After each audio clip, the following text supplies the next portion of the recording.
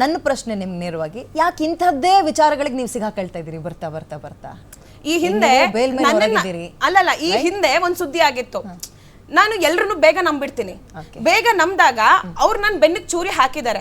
ಅದರಿಂದ ನಾನು ತುಂಬಾ ಅನುಭವಿಸ್ಬಿಟ್ಟಿದ್ದೀನಿ. ನಾನು ಮಾಡದೇ ಇರೋ ತಪ್ಪಿಗೆ, ಯಾಕಂದ್ರೆ ನಾನು ಅದನ್ನ ಸದ್ಯದ್ರಲ್ಲೇ ನಾನು ಅದ್ರ ಬಗ್ಗೆ ಮಾಹಿತಿಯನ್ನ ಕೊಡ್ತೀನಿ. ನಾನು ಸದ್ಯದಲ್ಲೇ ಅದ್ರ ಬಗ್ಗೆ ಮಾತಾಡ್ತೀನಿ. ಬಟ್ ಇವಾಗ ಮಾತಾಡಕ್ಕಾಗಲ್ಲ. ಕೇಸನ್ನ ಕ್ವಾಶ್ ಹಾಕಿದೀವಿ, ಮಾತಾಡಕ್ಕಾಗಲ್ಲ. ಬಟ್ ಮಾತಾಡೇ ಆಡ್ತೀನಿ.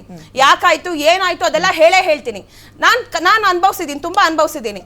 ಅದಾದ್ಮೇಲೆ ಅದೇ ವಿಚಾರವನ್ನ, ಹಳೇ ವಿಚಾರವನ್ನ ತಕ್ಕೊಂಡು ಅದನ್ನ ಇದಕ್ಕೆ ಕಂಬೈನ್ ಮಾಡಿ ನನ್ನನ್ನು ಮತ್ತೆ ಟಾರ್ಗೆಟ್ ಮಾಡ್ತಿದಾರಲ್ಲ. ಗುರುಜಿಗೆ ಯಾಕೆ ದಿವ್ಯಾ ವಸಂತನ ಟಾರ್ಗೆಟ್ ಮಾಡೋಕೆ ಅಂತದ್ ಯಾಕೆ ಗೀಳು ಅಂತ ನನ್ನ ಪ್ರಶ್ನೆ. ಅದೇ ಇವಾಗ ಹೇಳ್ತಿಲ್ವಾ, ಮಾರ್ಕೆಟ್ ಬಿದ್ದೋಗಿದೆ ಆನಂದ್ ಗುರುಜಿ ಅವ್ರಿಗೆ. ನನ್ನ ಹೆಸರು ಇಟ್ಕೊಂಡು ಮಾರ್ಕೆಟ್ ಮಾಡ್ಕೋತಾರ ಏನು ಅಂತ ಸಾಕ್ಷಿ ಕೊಡ್ಲಪ್ಪ. ಇಲ್ಲ ಅಂತಂದ್ರೆ ಅವರು ಆನಂದ್ ಗುರುಜಿ ವಿರುದ್ಧವಾಗಿ ಸುದ್ದಿ ಮಾಡಿರೋದು ಸುಳ್ಳ? ಯಾವ್ದು ಇಲ್ಲ. ಆನಂದ್ ಗುರುಜಿ ಅವ್ರಿಗೆ 3 ವರ್ಷ ಜೈಲು ಊಟ ಫಿಕ್ಸ್ ಅಂತ ಹೇಳಿ ಸಾಮ್ರಾಟಿಗೆ ಸ್ಟೇ ತಗೊಂಡ್ಬಂದಿದ್ದಾರೆ. ನಾವು ಸಾಮ್ರಾಟ್ ಅಲ್ಲಿ ಸುದ್ದಿ ಮಾಡ್ಲಿಲ್ಲ, ಎಂಲೈವ್ ಕನ್ನಡ ಅಂತ ಹೇಳಿ ಅದರಲ್ಲಿ ಇತ್ತೀಚೆಗೆ ಈ ಒಂದು ತಿಂಗಳಿಂದ ಆಕ್ಟಿವ್ ಆಗಿ ಸುದ್ದಿಯನ್ನ ಮಾಡಿದ್ವಿ. ಆಯ್ತಾ?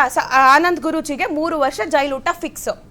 ಈಗ ನಾನು ಏನಕ್ಕೆ ಆ ಮಾತನ್ನ ಹೇಳ್ದೆ ಅಂತಂದ್ರೆ, with question mark, not specifically, with question mark. ಒಂದು ಥಂಬ್ನೇಲ್ ಅಟ್ರಾಕ್ಟಿವ್ ಆಗಿ ಯೂಟ್ಯೂಬ್ ಗೆ ನಡೀತಾ ಇರೋದು ಹಾಗೆ ಅಲ್ವಾ?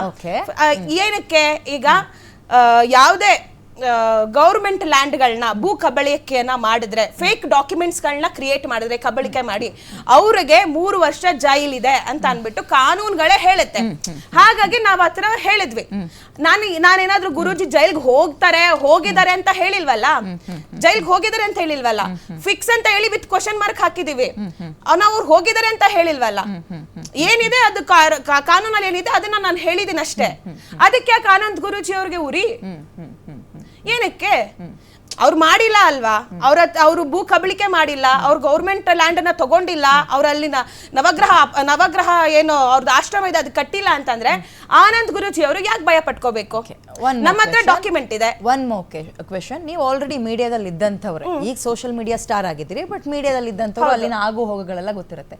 ಒಂದು ವಿಚಾರಕ್ಕೆ ಸ್ಟೇ ಅಂತ ತಂದ್ಮೇಲೆ ಅದನ್ನ ಪ್ರಸಾರ ಮಾಡೋ ಹಂಗೆ ಇಲ್ಲ. ನಾವು ಮಾಡೇ ಇಲ್ಲ. ಸಾಮ್ರಾಟಿಗೆ 2024 ಅಲ್ಲಿ ನೀವು ಓದಿದಂಗೆ ಸಾಮ್ರಾಟಿಗೆ 2024ರಲ್ಲಿ ಸ್ಟೇ ತಗೊಂಡ್ ಬರ್ತಾರೆ. ಯಾವ ವಿಚಾರವಾಗಿ?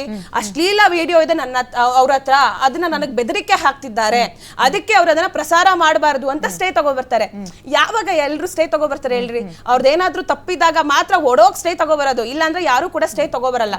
ತಗೋಬಂದಿದ್ದಾರೆ ಅಷ್ಟೇ, ಆಯ್ತು. ನಾವು ಸಾಮ್ರಾಟ್ ಅಲ್ಲಿ 2024ರಿಂದ ಯಾವುದೇ ಸುದ್ದಿಯನ್ನ ಅಪ್ಲೋಡ್ ಮಾಡಿಲ್ಲ ಈವರೆಗೂನು, ಮೊನ್ನೆವರೆಗೂ ಈಗಿನವರೆಗೂ. ಸಾಮ್ರಾಟ್ ಅಲ್ಲಿ ಗುರೂಜಿ ಅವರ ಸುದ್ದಿ ಏನಾದ್ರೂ ಹೋಗಿದ್ಯಾ? ಇಲ್ಲ.